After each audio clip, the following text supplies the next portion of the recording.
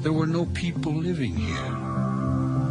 Then ice began to advance across the northern hemisphere. As it did, sea levels dropped, exposing a land bridge connecting Asia with North America.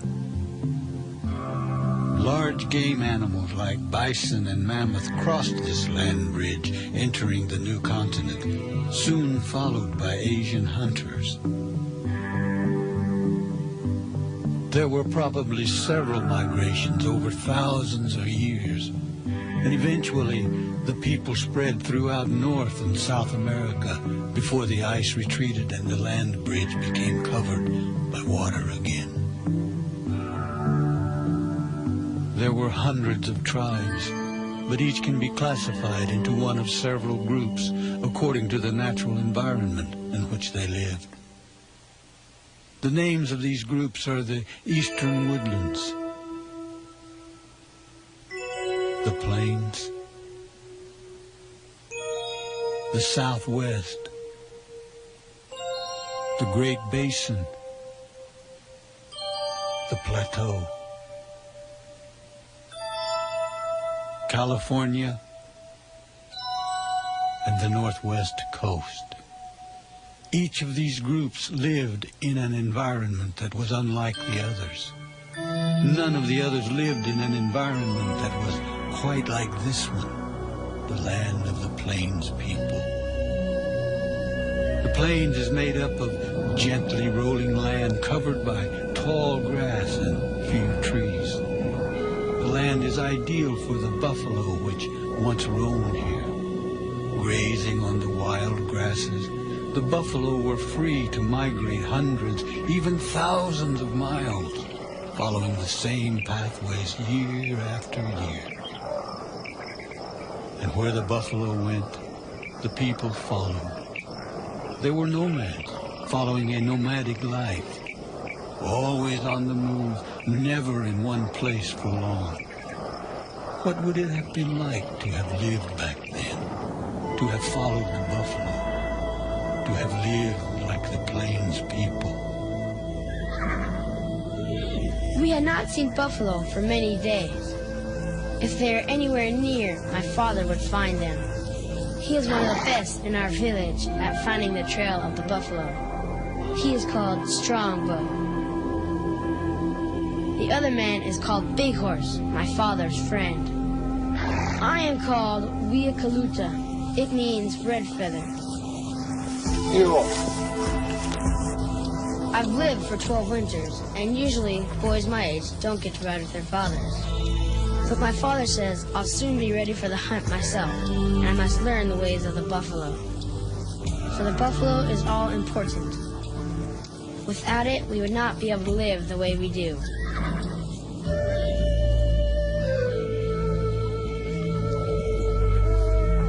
Our very homes are made from the buffalo.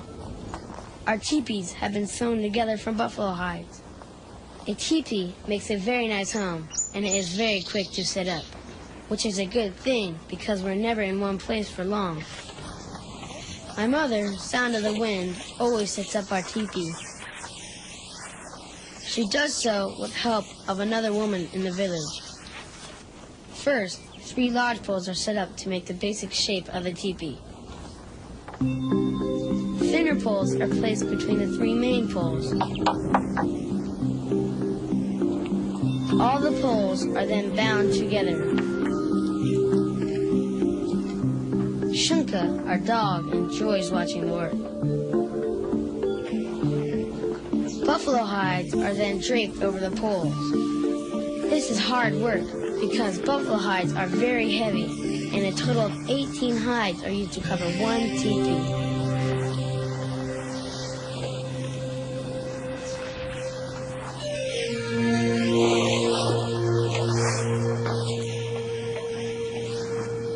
The hides are then stretched tight and pegged around the outside edge.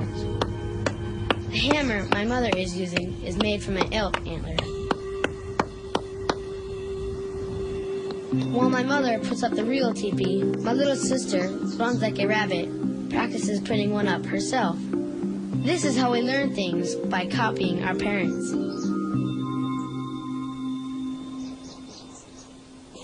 After the teepee is up, my mother will clear a place inside for our fire. She is using a buffalo horn to scrape away the grass. The fire will keep our teepee warm on the coldest of nights, and it can also be used for cooking. Before the fire is lit, flaps at the top of the teepee are open to let out smoke. Next, my mother places buffalo robes on the ground to make a nice soft floor.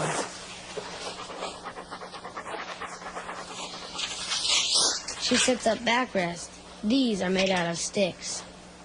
And lays out a couple of pillows which are filled with soft buffalo hair. A teepee can be a very comfortable place. One of the last things my mother does is to hang our wind chime. It is made from buffalo hooves and makes pretty sounds when the wind blows against the teepee. After the teepee is set up, my mother will build a fire. Dry grass is placed between two pieces of wood. Next, she uses a bow and a spinning stick. The spinning causes the wood to heat up.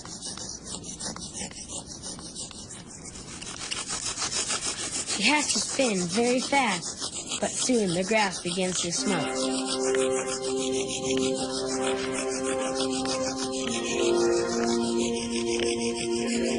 Then, at just the right moment, my mother will stop spinning so that she can blow on the smoking grass.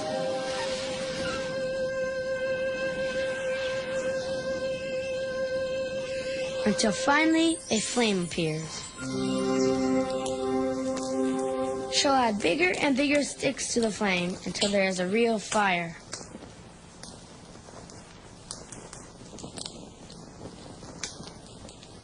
After the fire has been burning a while, my mother will remove one of the hot rocks. This is placed in a cooking bag.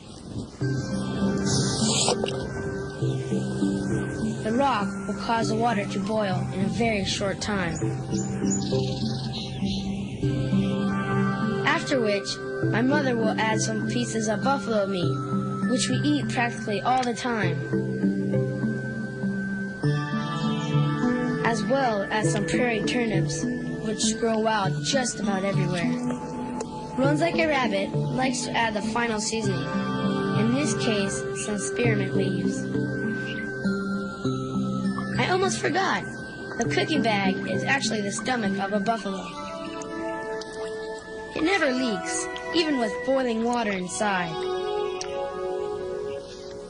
While my mother is cooking, my father will usually make tools and weapons. Our bows are made from tree branches. After removing the bark, a branch is carved to the proper shape using a stone scraper. It can take a long time, but gradually the bow takes shape. The bowstring is made from sinew, dried buffalo tendons. It first has to be shredded into thin strands. We use buffalo sinew to make thread, string, and rope. 2 strands have to be twisted and braided together.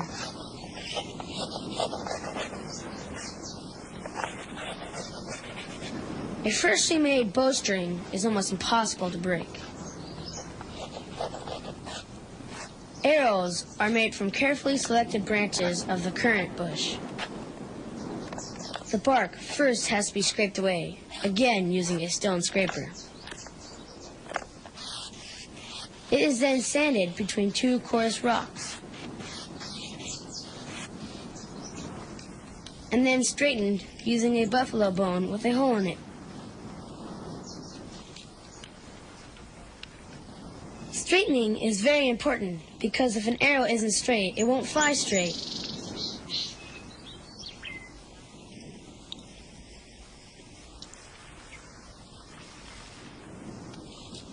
Arrowheads are chipped from flint, the final touches being done with a deer antler.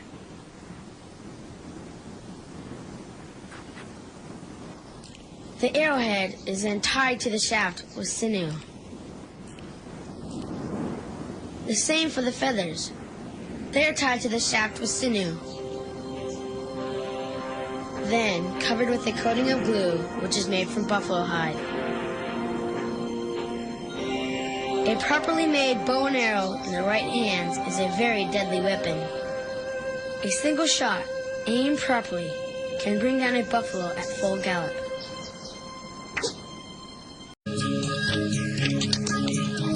Shinny is another popular game. The object here is to hit a ball into your opponent's ball.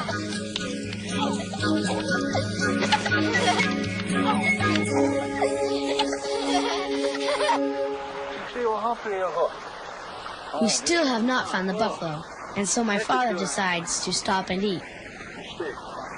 My job is water boy, and that means I must fetch water for the men.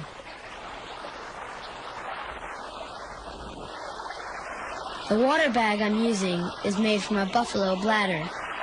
It's very strong, and like a buffalo stomach, hardly ever leaks. It is very handy to have on a trip. Another job of the water boy is to cool down the horses so they'll be fresh for the rest of the day.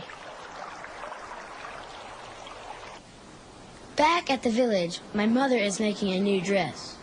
She starts by drawing an outline on a deer skin using a marking stone. Then, using a flint knife, she cuts the pattern out. This will be a dress for runs like a rabbit, but it's only half done. My mother will next stitch this half with the matching half, first using a bone awl to make some holes, and then sewing the two pieces together with sinew.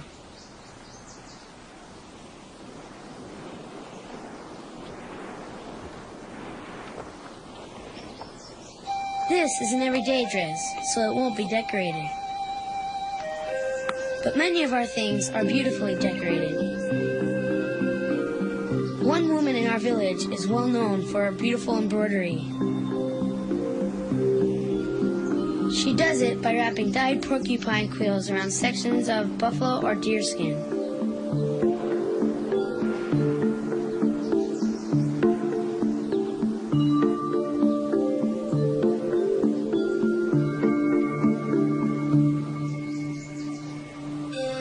This takes a lot of time. It will take several passings of the moon to finish a beautiful bag like this. Finally, we have found the buffalo. But there is a problem. There are many calves, which mean the buffalo will be very cautious. They'll run with the slightest noise. My father decides it will be best to use a sneak attack. He has brought a wolf skin for this very purpose. Wolves frequently follow the buffalo, and the buffalo are used to their presence. The buffalo will not be frightened by a single wolf.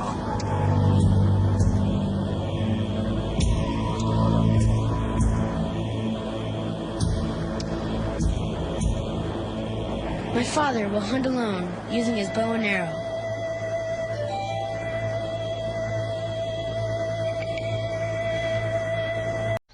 A few Native Americans are able to earn incomes by selling their arts and crafts. Shane Espinosa is learning to tan hides in the way his ancestors did before him. Deer hides like this were used by Plains Indians to make dresses, shirts, and other types of clothing. Today, Shane sells his hides to earn needed money for himself and his family.